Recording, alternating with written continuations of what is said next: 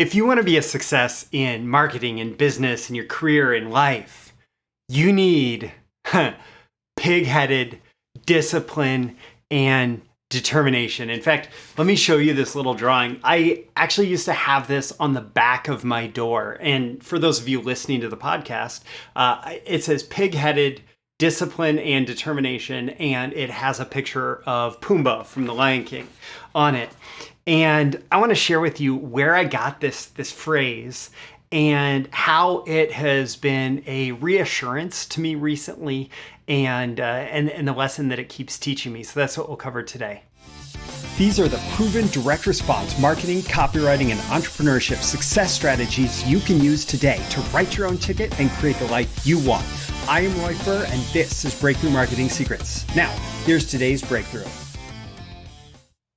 All right. As always, today's episode is sponsored by me, specifically my BTMSinsiders training library, which is like Netflix for marketing and copywriting training, plus training that's relevant to you as a marketer, a copywriter, entrepreneur. And specifically, I'm going to include a link to Small Work, Big Productivity, which is a recent training that I did on work styles and a productivity approach that is very relevant to today's episode. So, I have a ton of experience in marketing going back to 2005, all sorts of success, but mostly on the conversion side. Recently, as I've said in a few recent episodes, I've been getting back into paid traffic, like, okay, grow my business with paid traffic. And man, there are some days where I feel like I am all the way back at the beginning. Like, how do you create a paid traffic system that is going to scale seriously? And, I've done the creative for my clients, but then how do you figure out the whole everything, right? And what is very clear is that my teaching that there are no magic pills, no matter the market you go after, no matter the promise, the product, the offer, the service, whatever it is, there are no magic pills. There are no magic pills. Even my own stuff, which I would benefit from selling to you as a magic pill, it's not a magic pill. There are frameworks and processes that you can learn from. So, for example, I am like 10 steps ahead because I use all the funnel strategies that I teach. I'm 10 steps ahead on the paid traffic game because I have good conversion systems and I understand offers, which I also teach. But going back to the beginning on this traffic thing, like, man, I feel like a complete beginner because I am having to go out and I'm going to have to find out who has those frameworks and processes that I can learn from. And then ultimately, it is up to me to implement in a way that is most effective. So somebody teaches it as a magic pill and then I can't figure out how to implement it, like, I'm in trouble, right? But if they teach a good framework and I can figure out how to implement it, then I can be successful. Which brings me back to that pig-headed discipline and determination.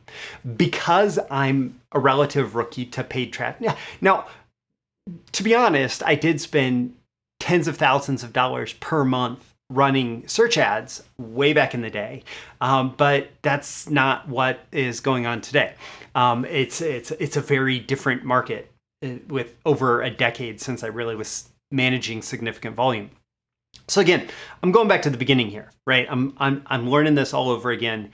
And I was reminded of this topic of pig-headed discipline and determination, which I actually got out of a very excellent book, The Ultimate Sales Machine by the late Chet Holmes. And this is, it's an excellent book. There's across the board, there is a ton of very useful information for salespeople and marketers. Chet actually worked with Jay Abraham on all sorts of projects. So top of the game as far as the quality of advice in that book. But the one thing that Chet emphasized is that he was not necessarily the better salesperson or marketer versus the people that he would go up against in his markets. He was somebody with pig-headed discipline and determination. So he just came back to it and he came back to it and he came back to it until he figured out what he needed to know in order to succeed. And that's what it's about. Like, all of this marketing, copywriting, selling, entrepreneurship stuff, it's about figuring it out. And it's about coming back to it over and over and over and over again until you figure it out. And here's the thing, you will fail. I will fail, right? Launching new paid traffic campaigns on platforms that I'm not used to using or I haven't used in years, I will fail. I will also succeed, right?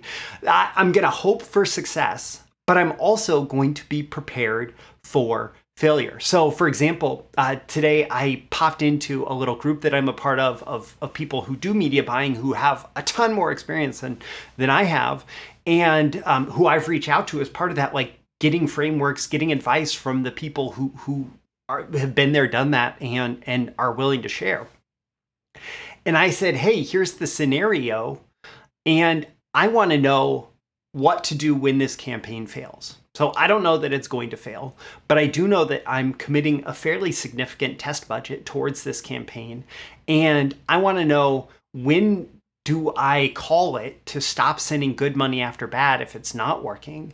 And when can I say this is a winner and like pivot to the next, the next strategy and the next strategy to continue to grow it? And the Stoics, like the Stoic philosophy, right? They have this term or process called premeditatio malorum, which means to premeditate on the bad things that can happen.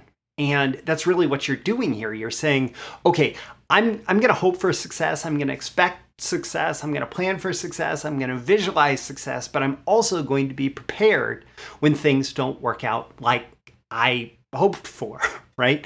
And that is when the pig-headed discipline and determination kicks in. That's when you say, okay, things did not work out like I hoped, but I'm still going to, I'm going to keep going. I'm going to keep trying. I'm going to pivot. I'm going to change. I'm going to have contingency plans in place so that I'm able to pivot and try the next thing, right?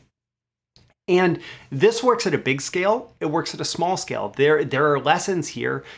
Big scale is like your career trajectory, your business plans. Maybe when you're getting started as, let's say, a copywriter, like so many people who are my subscribers are, you're really like just trying to figure out this whole copywriting thing and how to get people to pay you for copywriting, how to get clients, all of that stuff. And then a few years in, it's like you figured out all that stuff and it's easy and like, okay, things are going well, right? And so that can happen in your career. That can happen when you're launching a business. Maybe you're launching some new business and it's the exact same thing, trying to figure out how to get customers, trying a bunch of things, failing at a bunch of things, having to correct course, right? But then suddenly you have some things that are working and you can really keep going with those. And that's all awesome. And then, so that's the big scale. The small scale is you try a new project, you try a new thing, you try a new approach, and does that work? Did you expect success? Did you get success out of the gate? The reality is most new marketing campaigns don't give you like runaway success out of the gate. They are a manifestation. Success is a manifestation of this pig-headed discipline and determination of going back and saying, okay, that didn't work as well as I wanted, so I'm going to try something else, and I'm going to like pivot. I'm going to test. I'm going to do something new, right? I'm going to figure out, okay, if this targeting in paid traffic didn't work, that doesn't mean paid traffic didn't work. Like YouTube ads. If I try YouTube ads and it's screwed up, okay, that's all right.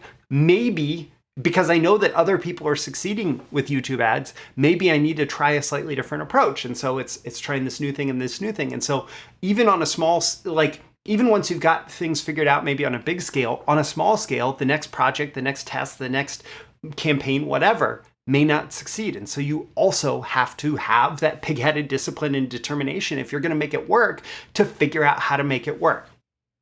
And it's about doing what I've called small work. It's about doing the small work. So you set this big intention or goal, and then you define the projects that are most likely to get you there.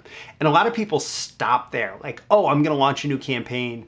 And maybe they get into some details, right?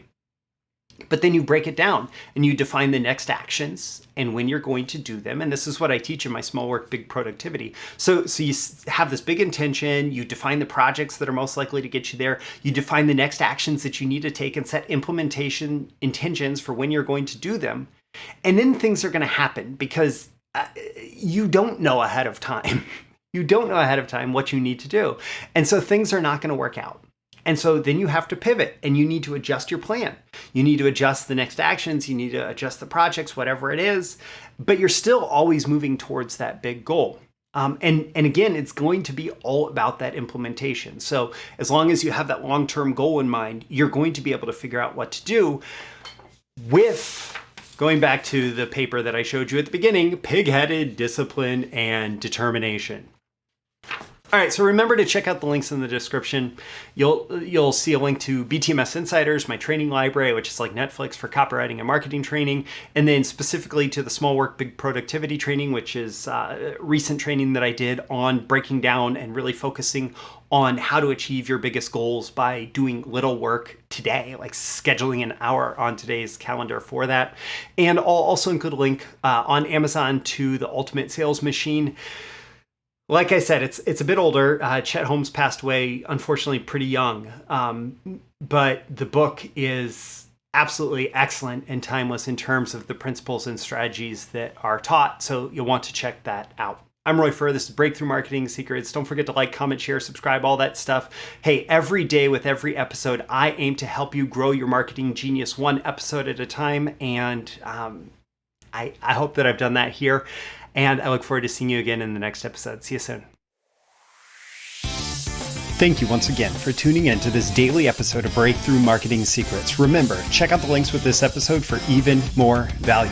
Now make sure you like, comment, share, subscribe, and engage in every way you can to keep this show going and growing and delivering daily value to you. I'll catch you soon for your next big breakthrough.